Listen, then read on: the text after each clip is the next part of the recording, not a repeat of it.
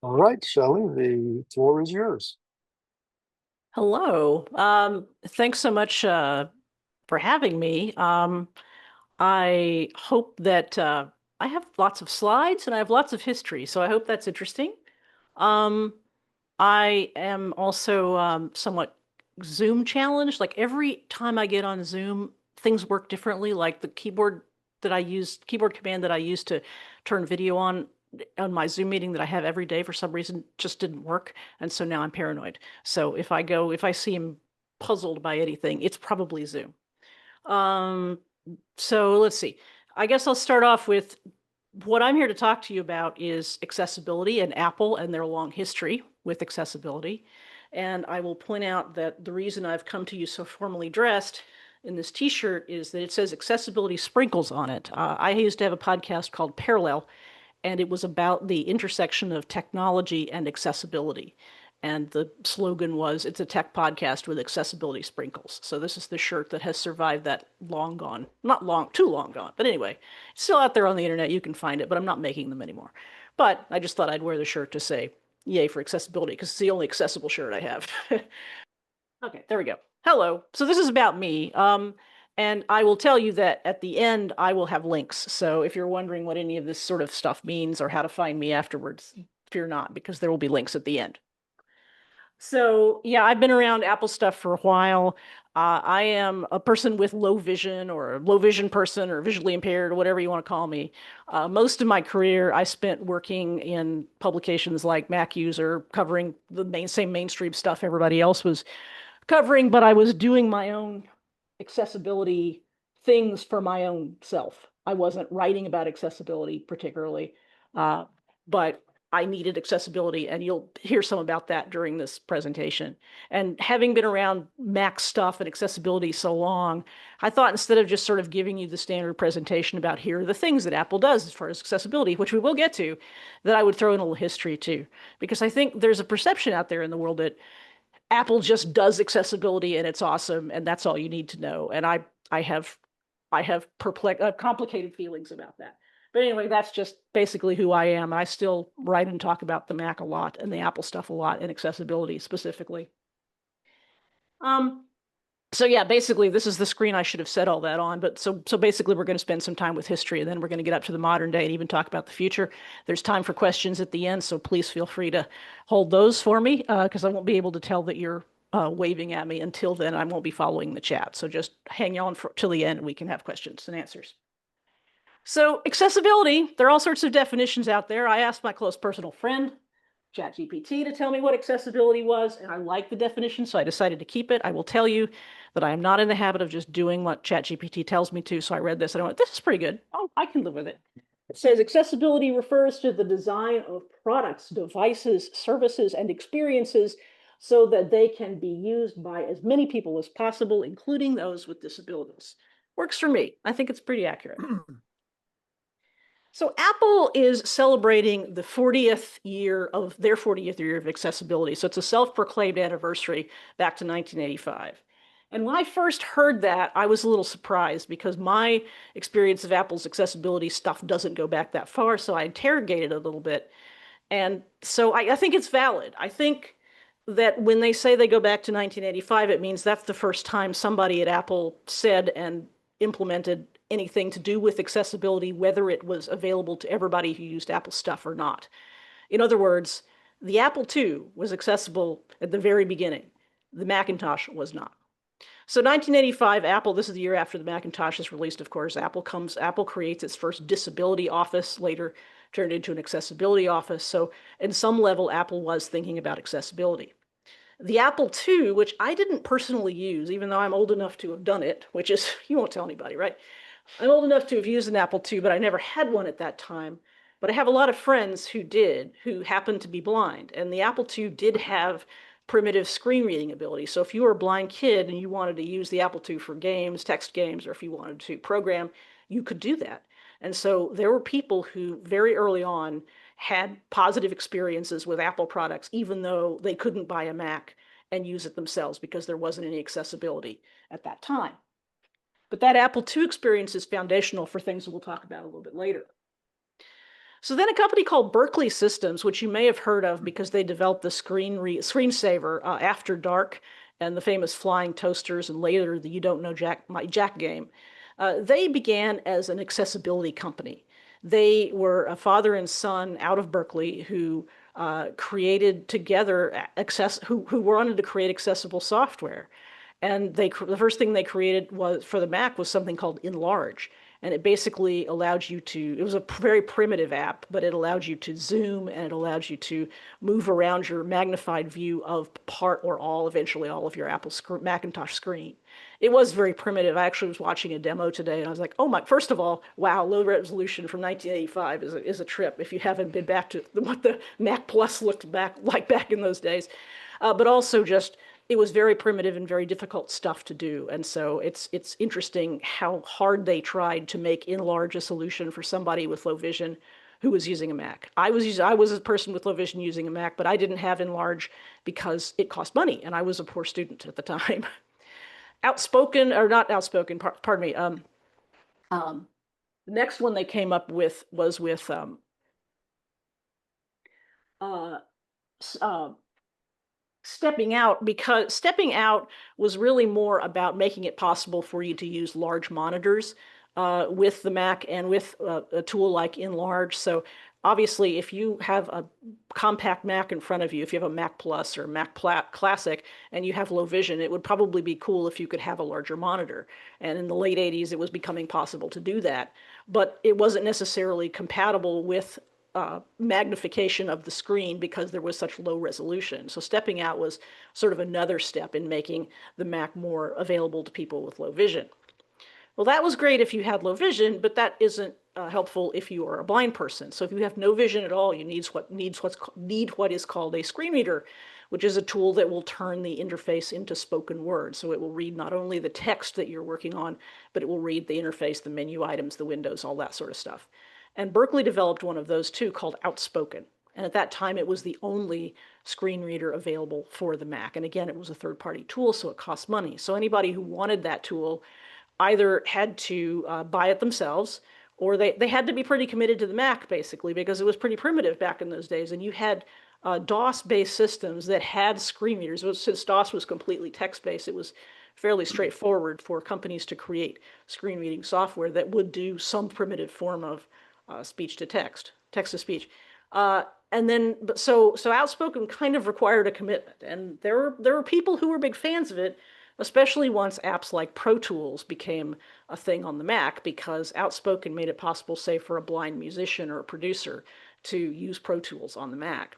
But there wasn't any sort of screen reader like there is today with VoiceOver. And so from the point of view of somebody trying to sell a Macintosh to a disabled person, it was a hard sell. So Apple added Enlarge in a version, they created a version that they called Close View and turned it into a control panel and eventually added it into System 6 and then later System 7. And I have a very personal relationship with Close View because I used to carry it around on a disk. I was doing system support for a state agency at the time after I got out of college, and I would carry it around on a disk, and when I needed to sit down in front of somebody's Mac, I would install the control panel and I'd open up Close View, and then I could see the screen, which was, of course, the tiny Mac Plus screen, and even a little bit later on when we got, devices with external monitors. But Close View was pretty much the only accessibility feature that Apple offered natively. System 7 added a couple of other things, mono keys and sticky keys, which made it a little easier for somebody who has fine motor delays to manipulate a keyboard.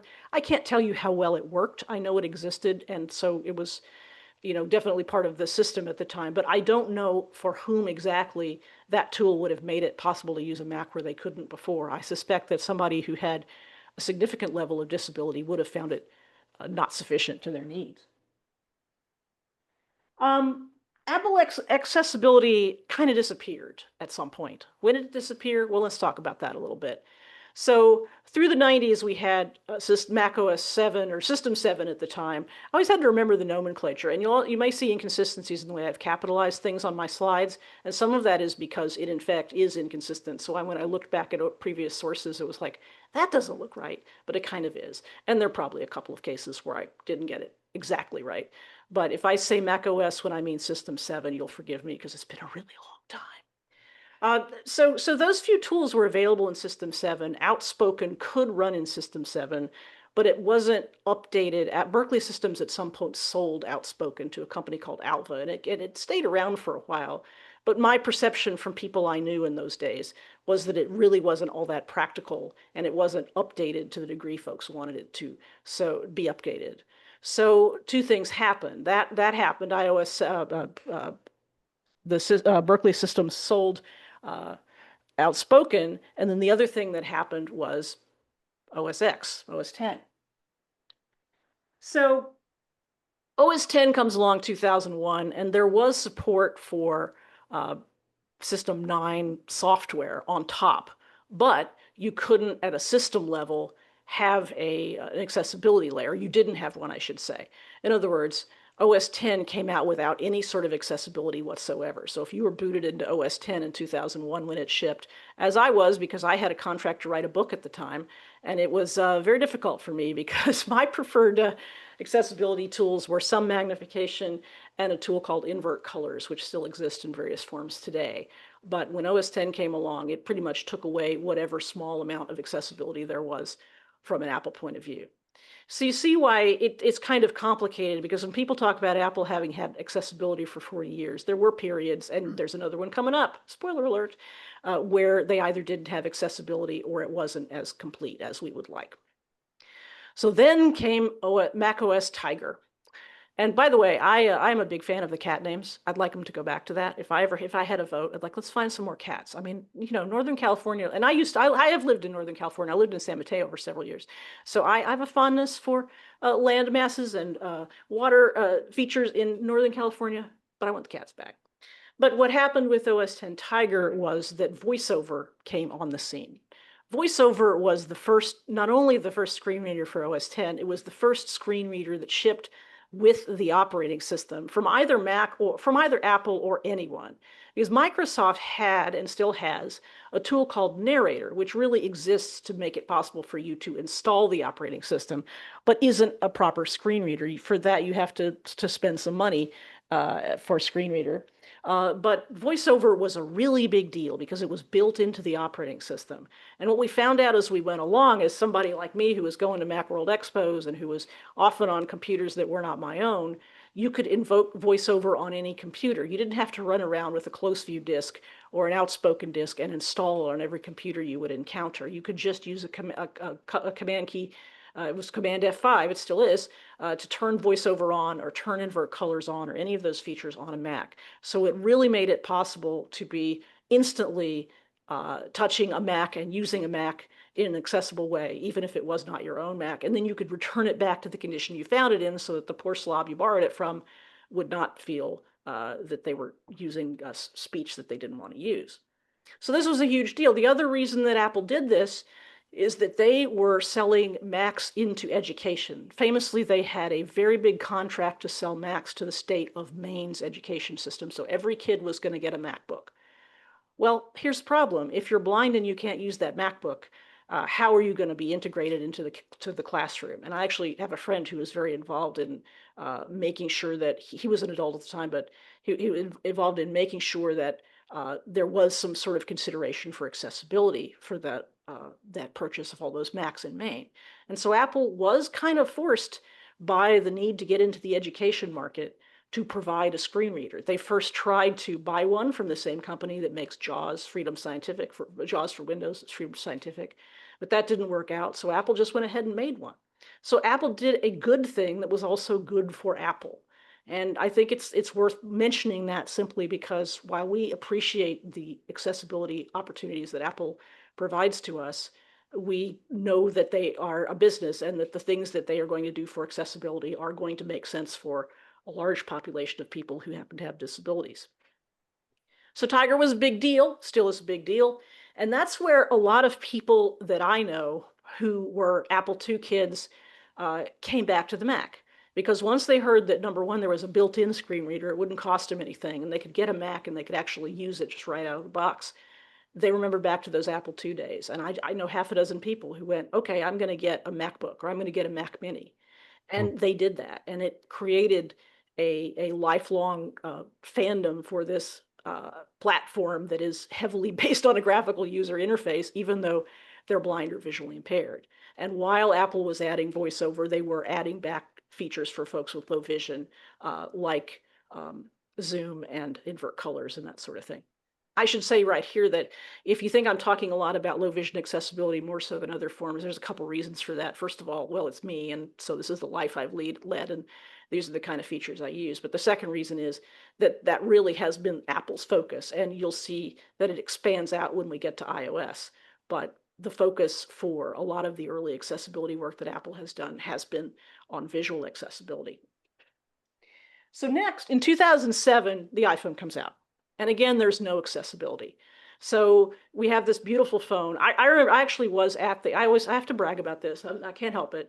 I was at the Macworld announcement when Steve Jobs demoed the iPhone for the first time.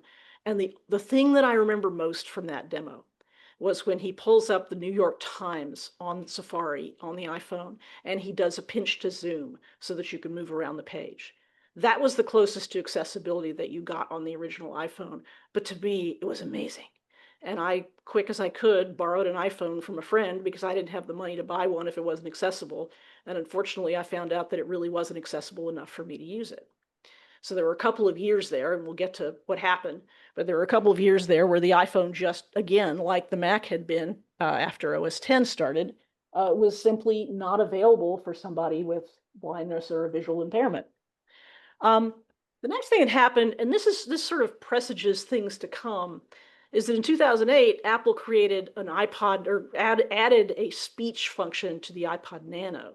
So you actually had a menu, and you could, move through your list of songs, and you could, with speech in your ears if you wanted it. If you didn't want it, you didn't have to turn it on, but it was available, and it made the iPod Nano completely accessible, where none of the iPods had been before. I do that all the time, iPod, iPad, where none of the iPods have been accessible before.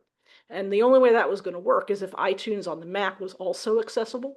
So they did that too. They made it accessible to VoiceOver. It was not accessible by default because even though VoiceOver had come in Tiger, not every app, especially a Carbon app like iTunes, was not accessible. And so Apple had to do some specific work to make it accessible. And fortunately for them, or fortunately for the users, I should say, they did that at the same time they did the iPod Nano. Then 2009 comes along, and it's really a big deal.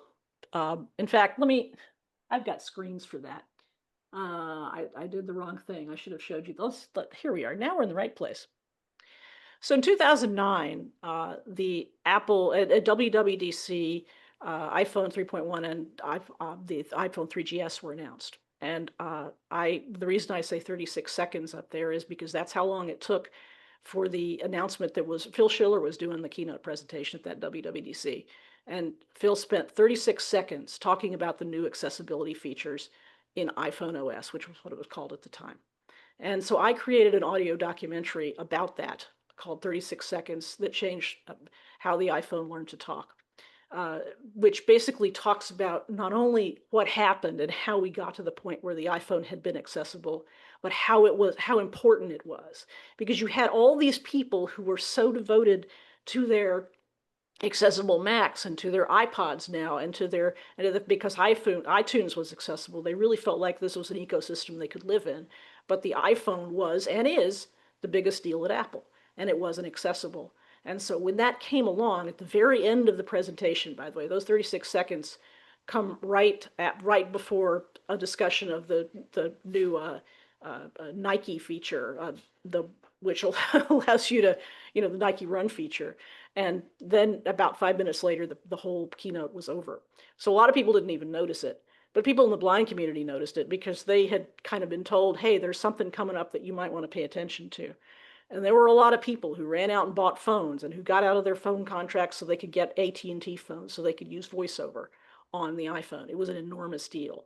And also on that day, we got the zoom and the invert colors kinds of the similar kinds of features that were on the Mac, as well as mono audio. And so that was the beginning of accessibility for iOS. And it also, I think, was the beginning of the point where accessibility became something that we would be asking Apple for. It wasn't just, okay, well, you have a product that's accessible. What about the rest of them?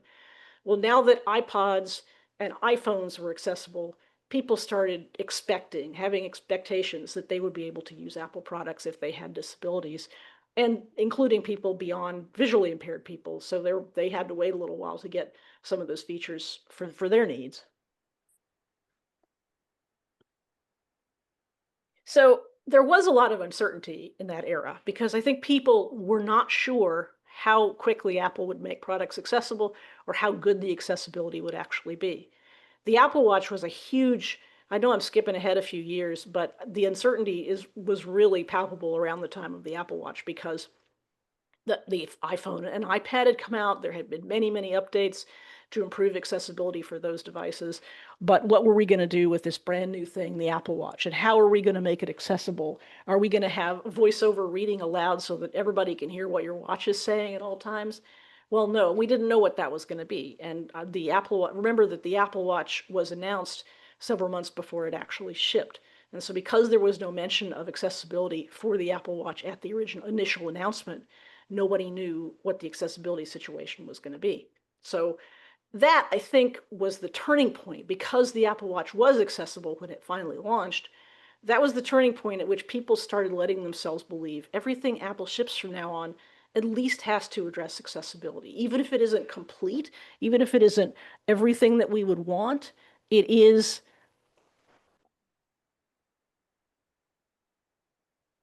There we go. It is addressing accessibility because it has to. Um, I can talk about the iPad a little bit. That came out obviously earlier. That came out, the first iPad was in 2010. And Apple did make a push for accessibility in terms of books, because iBooks was a really big deal. It came out with the iPad, but it also was accessible by virtue of VoiceOver being part of the iPad. So you could take a book, you could buy a book from the iBook store, or you could otherwise get a book onto your iPad and you could read it. So it was a means for somebody who was visually impaired to read books without having to go through the various machinations that they had done until that time. So iPad, as big a deal as it was for education, was an even bigger deal for folks who are visually impaired.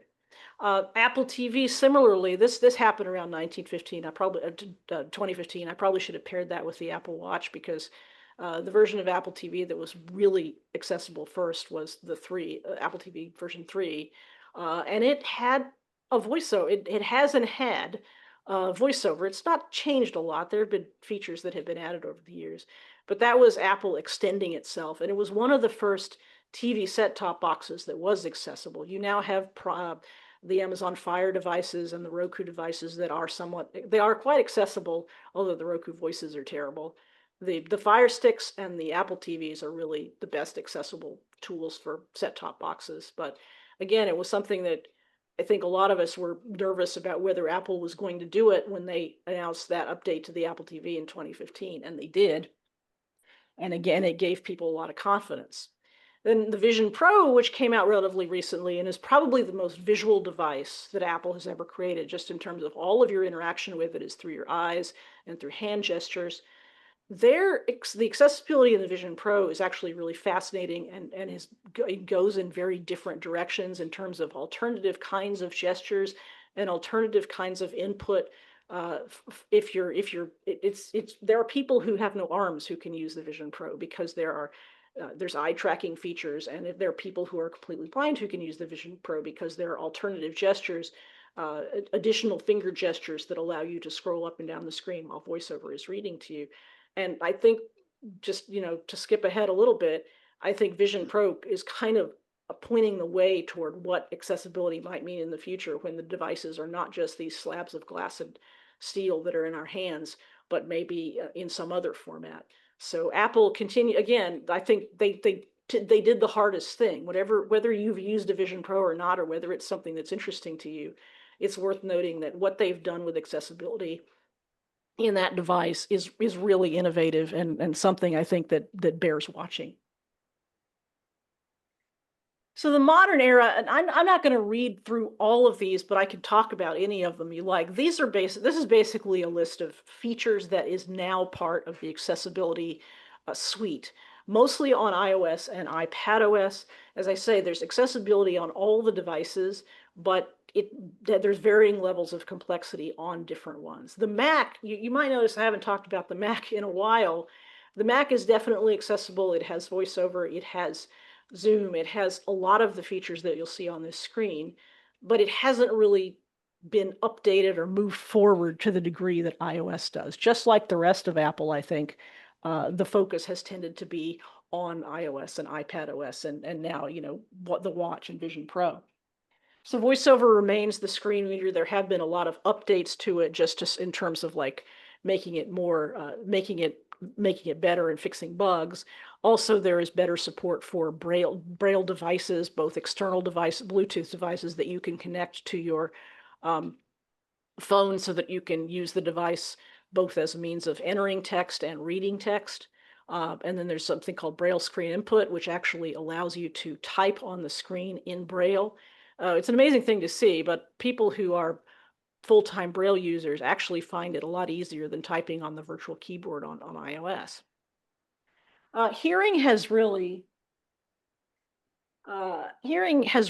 come a long way. Back in the 2012 era, so there was hearing aid support via Bluetooth.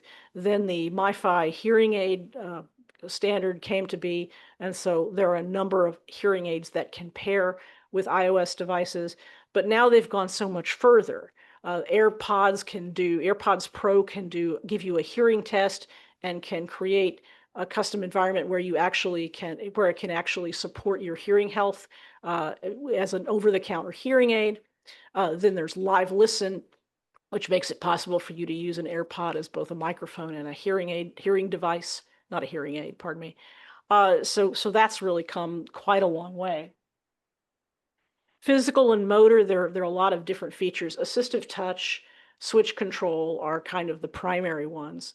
Switch control allows you to connect a switch. A lot of folks who are wheelchair users who may be quadriplegics or paraplegics, and so do not have full use of their hands to manipulate an iOS device, can punch buttons. And so switch control allows you to configure one or more, it's usually more, multiple buttons to stand in for gestures on iOS. So pressing one button might be the equivalent of a tap, whereas pressing another button might be the equivalent of a swipe left, and another button might be the equivalent of a swipe right.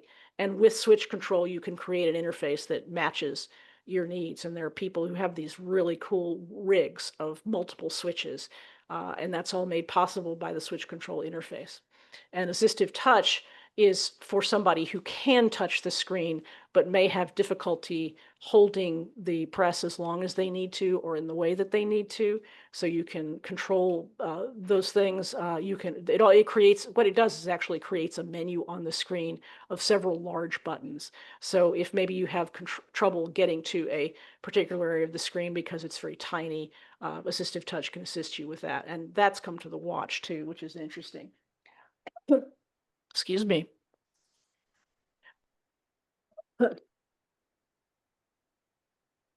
Voice control is also, I mean, it could be used by anyone. It could certainly be used by somebody with a visual impairment. I think it's primarily intended for somebody with motor disabilities who may not be able to touch the screen or touch it reliably, but who can speak. And so voice control allows you to control the interface entirely with your voice. You can also combine that with dictation, so you can basically operate a Mac or an iOS device without touching it. And that is, again, that's one of those that I think they're comparable on the Mac and on iOS devices, whereas some of these are, somewhat different. Like I think VoiceOver on the iOS devices is ahead of VoiceOver on the Mac, but I think VoiceOver for the Mac and VoiceOver on the iOS, pardon me, Voice control on the iOS devices and voice control on the Mac are fairly comparable. It doesn't exist in quite the same way on the Apple TV or on the Watch, but for a platform that has a full-scale user interface that you need to control, voice control makes sense. Speech access is a relatively new set of features. In the past couple of iOS versions, and now it's migrated to the Mac as well, there's a feature called personal voice. You may have heard about this one because Apple has done a fair job of letting people know about it. They've made some videos about it, and they've certainly promoted it themselves.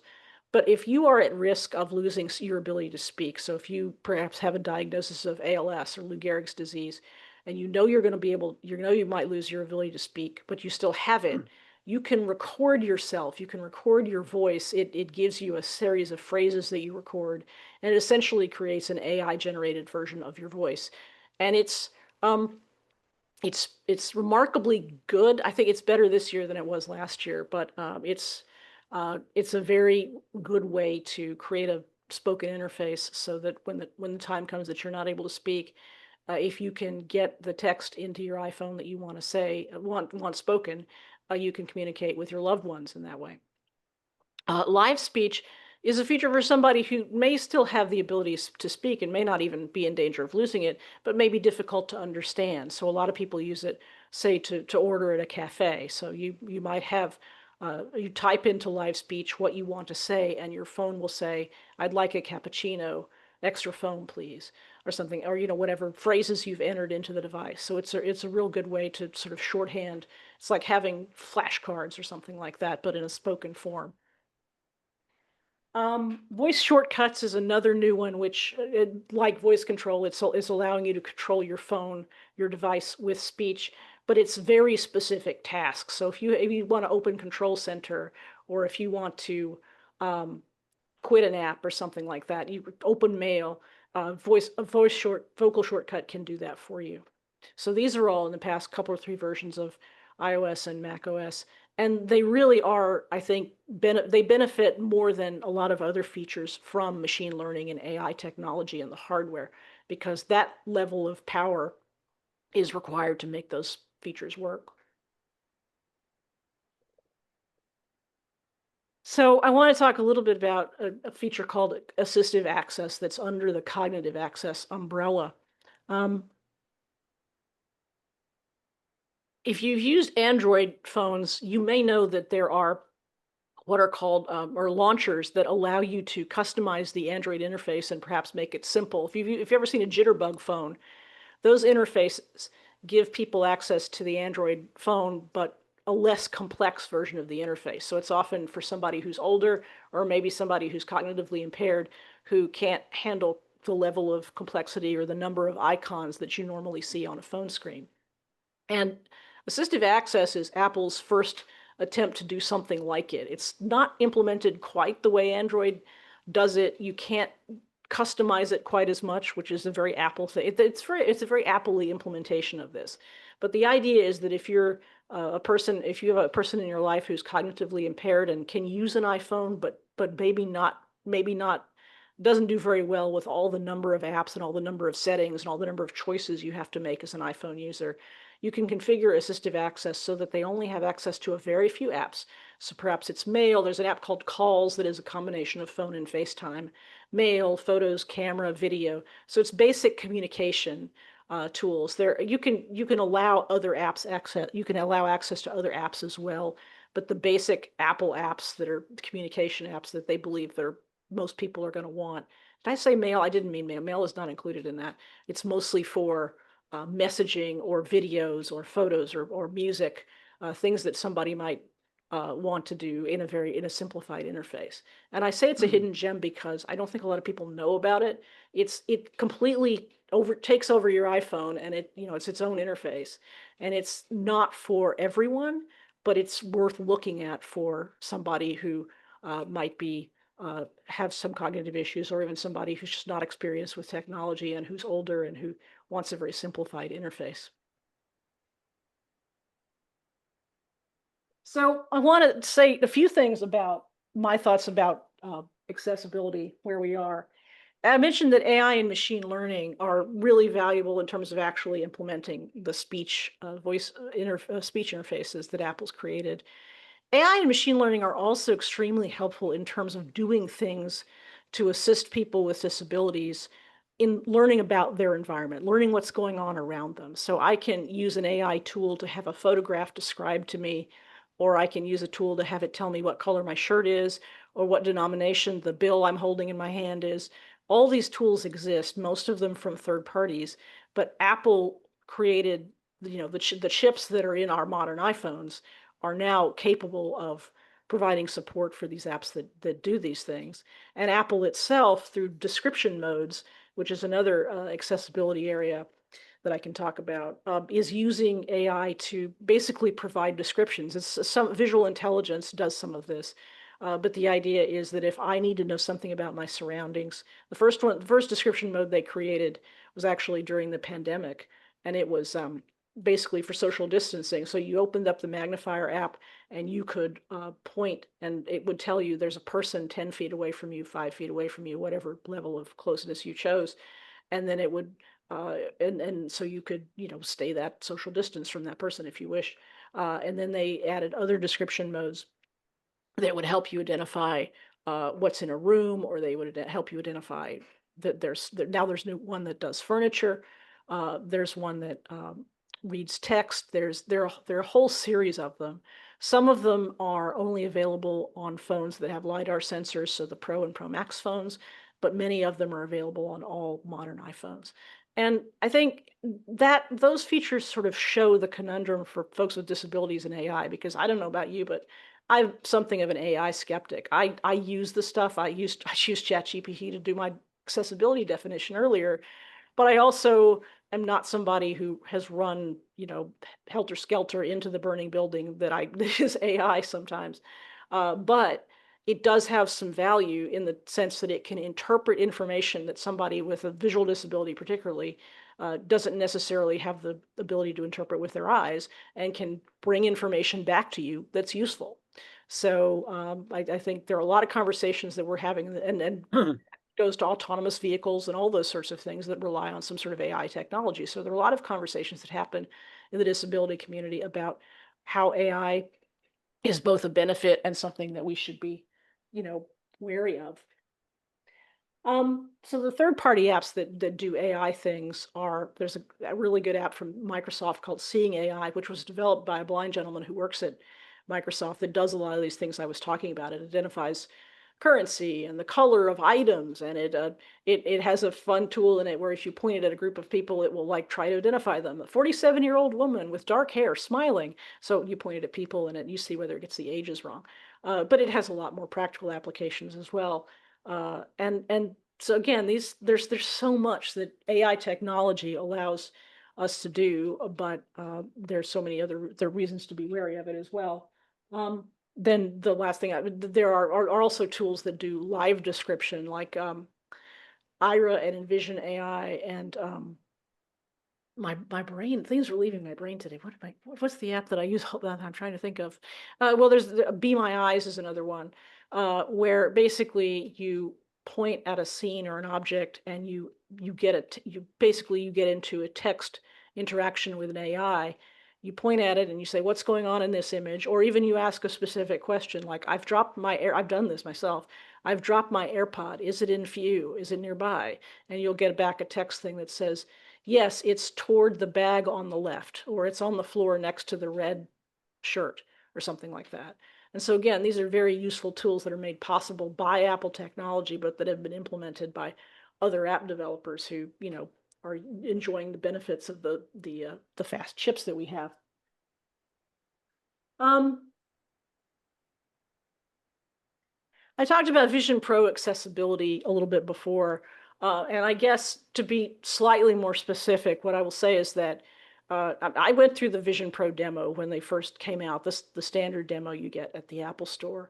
And I think it was frustrating for me because there's so many things that are available in accessibility, but that are not obvious when you put that thing on your head at first.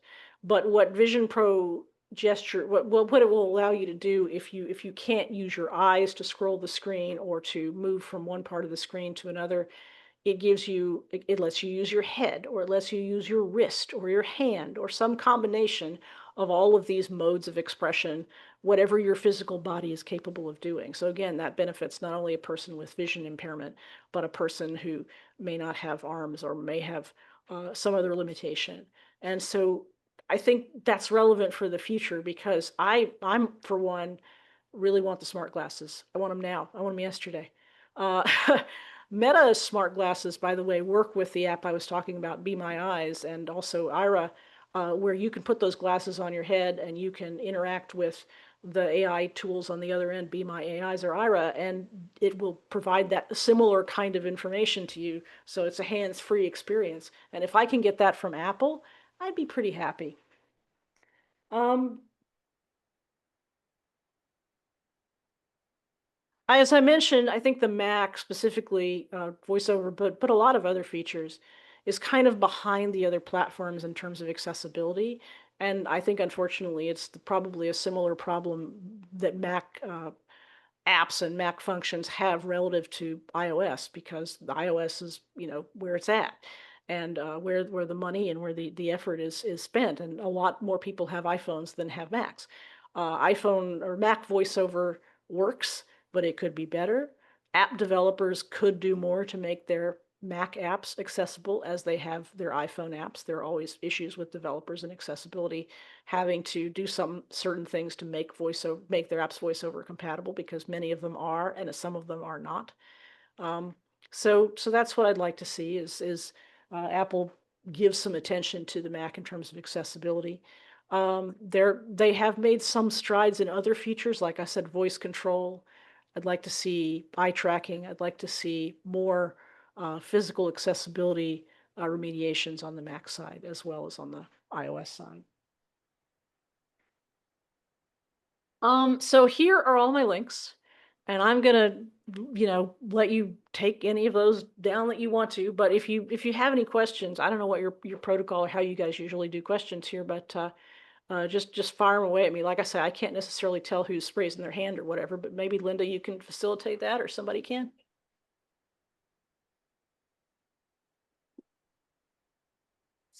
Yep, I we would can do suggest that. that Go ahead. I just suggest that anyone who has a question, unmute and ask it verbally. Works for me.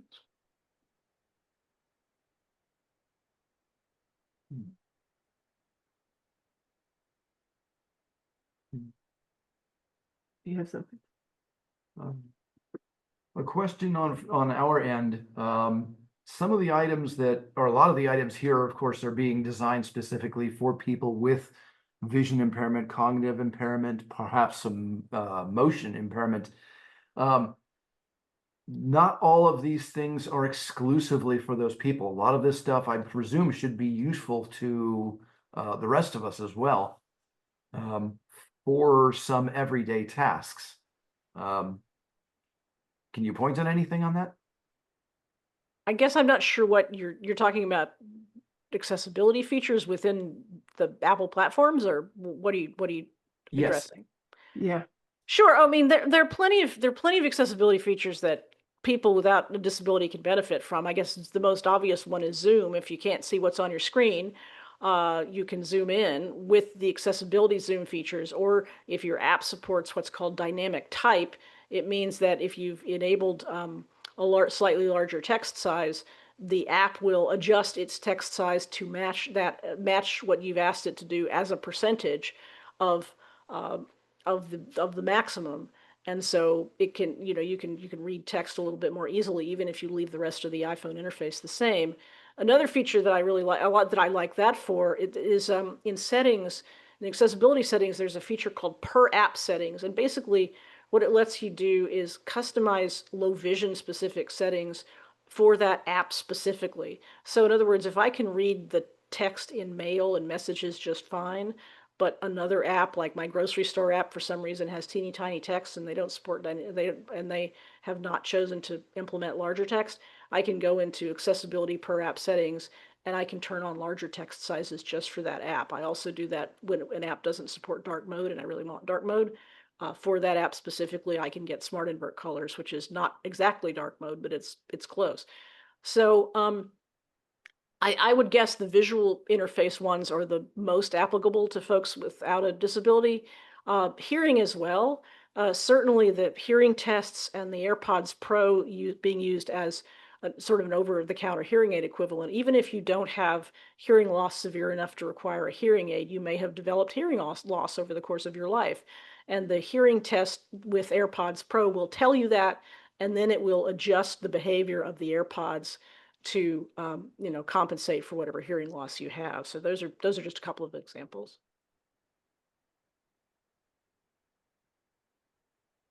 If you have somebody, I know somebody who has recently lost significant vision, where would you go for how would you help them start?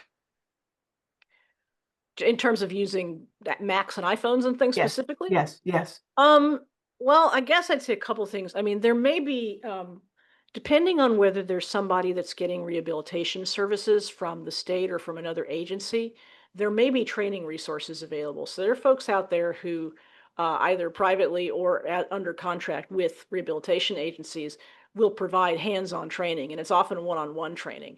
So that's really helpful.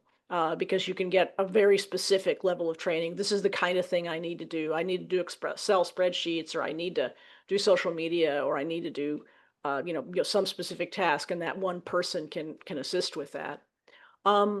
There's a company called Mystic Access that makes audio tutorials that are very helpful. So for example, they do one about the app, how to get started with an Apple Watch as a person, if you're somebody who's and this is usually for somebody who is fully in, the voiceover world. And so they may be somebody who's using voiceover rather than somebody who is, just has less vision than they once had. But Mystic Access has a lot of tools. I wrote a book about accessibility, which is kind of, it's like soup to nuts. Like it may be kind of overkill for somebody who's just getting started, not because the material is complicated, but because it's a lot of material.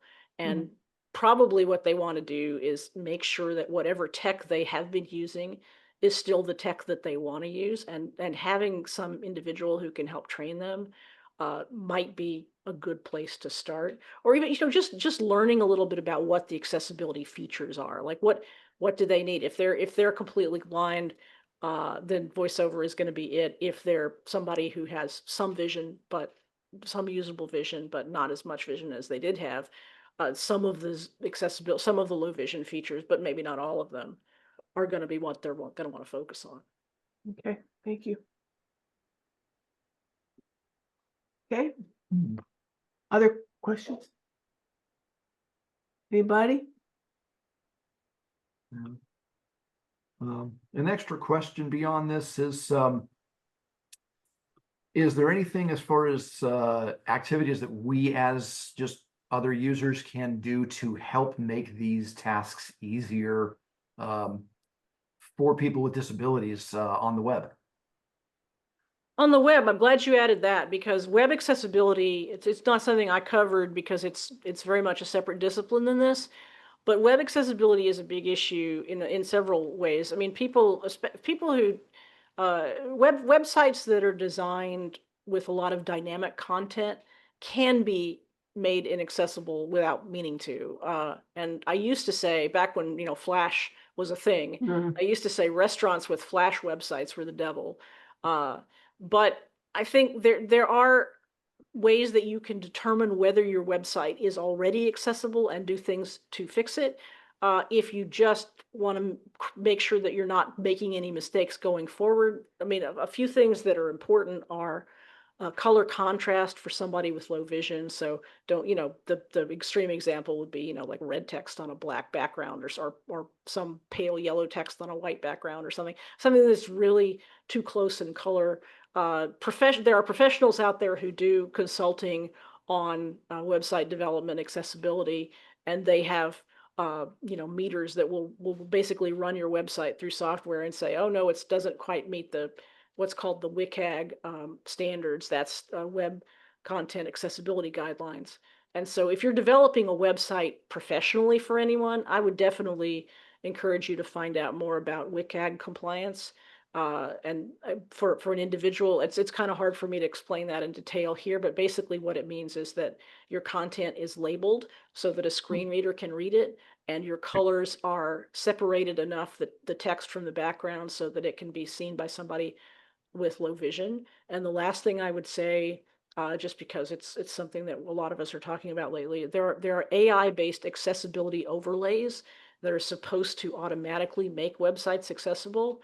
They're bad, and you shouldn't use them because basically it's a company is putting software on your web server that will make decisions about what your website does, and they do not necessarily play well with screen readers. And since they're not done by humans, it's hard to go in and say, well, that kind of works, but not really. Let's tweak it a little bit. And so it's for the accessibility community, those overlays are really a source of problems, and some people have been sued for, people who are having ADA compliance issues have bought this software because they think it's going to help them, and it's done the reverse. Would you also include alt text comments on pictures as part of that? Alt text is very helpful for accessibility. You absolutely should include it.